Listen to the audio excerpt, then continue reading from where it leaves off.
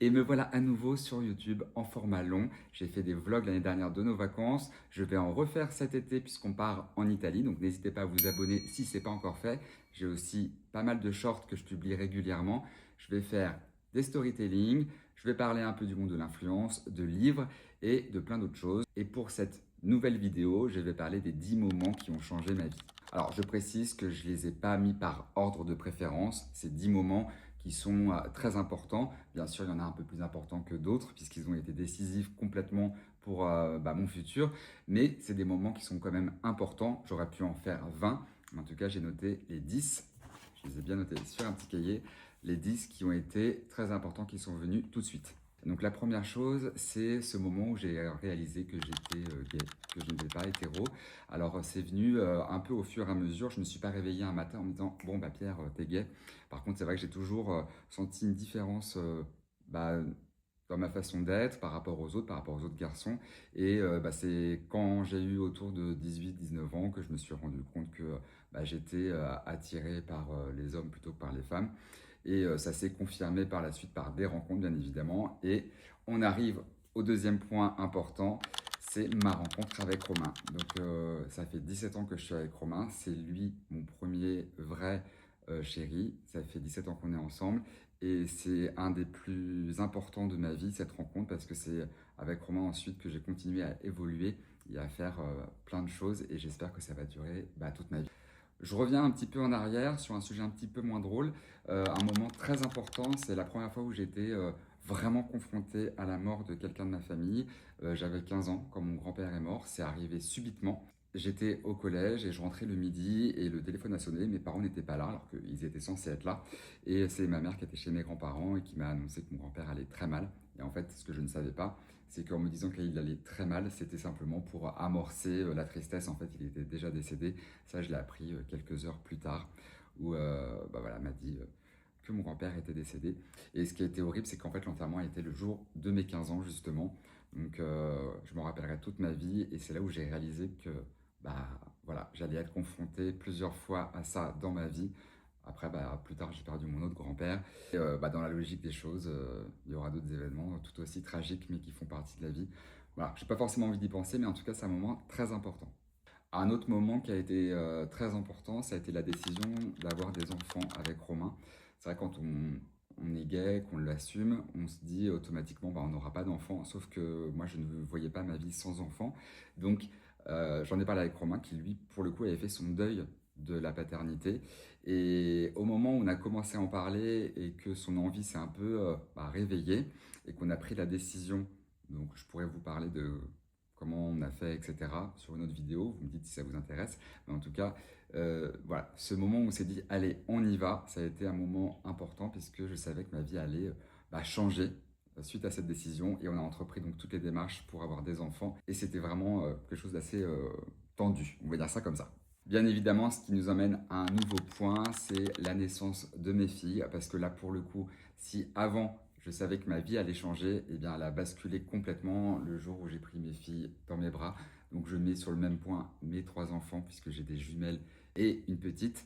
Et je savais que ma vie changerait à ce moment-là, quand je les ai tenus dans mes bras. Au moment même où on a été à l'hôpital pour l'accouchement, c'est un sacré changement de vie. Et c'est là où on devient d'un homme à un père. Même si je suis toujours un homme, je suis en plus un papa.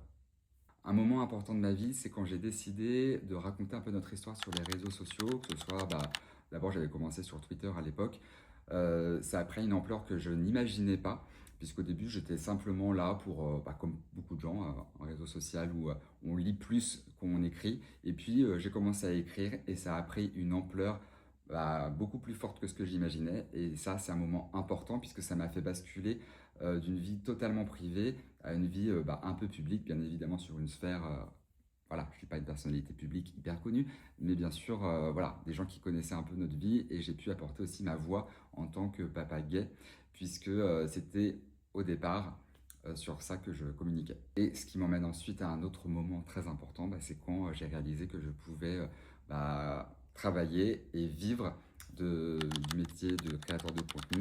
Donc mon premier partenariat rémunéré, ça a été pour une marque de couche assez connue. Donc je ne faisais pas que ça dans ma vie professionnelle, mais ça a été quand même un basculement. Je me suis dit, bon, bah en fait, si je persévère, peut-être que je pourrais en vivre pleinement. Et aujourd'hui, ça fait 10 ans que je vis des réseaux sociaux. Un autre moment important, ça a été l'adoption de mon Rimbaud. Et voilà, je vous le présente. Voici mon Rimbaud. Depuis que je suis enfant, je rêve d'avoir un carlin. Vraiment un carlin et aucune race de chien. Et je suis hyper heureux et comblé. C'est vraiment le membre de notre famille qui me manquait. Et je suis très heureux d'avoir mon Rimbaud avec moi au quotidien. Regardez comme il est trop beau. Bisous. Hop, ah bah tu veux partir. Bon bah bye. Ok, ciao. Quelque temps, j'ai perdu une amitié. Et je sais que ça peut choquer certaines personnes, mais j'ai été soulagé de perdre cette amitié. Et ça m'a fait réaliser que pour moi, dans mon cas, et je sais que c'est pas le cas de tout le monde, l'amour, la famille, c'est beaucoup plus important qu'une amitié. J'ai appris qu'une amitié, ça pouvait être éphémère. Je ne regrette absolument pas ces moments passés avec cette personne. Mais maintenant, je sais qu'il y a des personnes qui rentrent dans notre vie et qui en ressortent, voilà, qui ont fait plus ou moins du bien. Mais en tout cas, voilà, c'est un moment important pour moi puisque ça me fait vraiment dire que même si l'amitié, c'est un gros plus parfois dans la vie, j'ai des amis, je suis très heureux de les avoir, mais que par-dessus tout, c'est mon Romain et ma famille qui comptera toujours. Et je termine sur un moment important et ça va être quelque chose que je vais parler sur ce compte YouTube, c'est la lecture. J'ai toujours beaucoup lu. Bien évidemment, il y a eu des périodes pendant l'adolescence, surtout avec les livres obligatoires où je lisais pas beaucoup. Mais c'est vrai que j'ai réalisé il y a plusieurs années maintenant, hein, ça fait très longtemps, que la lecture c'était comme une petite drogue pour moi, où en fait, quand je vais pas bien, je plonge dans un livre et ça me fait tout oublier et ça me fait vraiment du bien. Je rentre vraiment dans un univers. Et ça m'apprend aussi la concentration et de ne pas avoir de shot de dopamine comme ça, comme quand on scrolle. Et ça me fait vraiment du bien, j'ai besoin de lire au quotidien. Et si je lis pas, je suis pas bien. Donc je pense que sur d'autres vidéos, je pourrais parler aussi de mes lectures. On pourrait même faire des lectures ensemble. Je me dis que pour une prochaine vidéo, ça pourrait être cool d'approfondir un point que j'ai évoqué. Donc n'hésitez pas à me dire lequel vous intéresse le plus.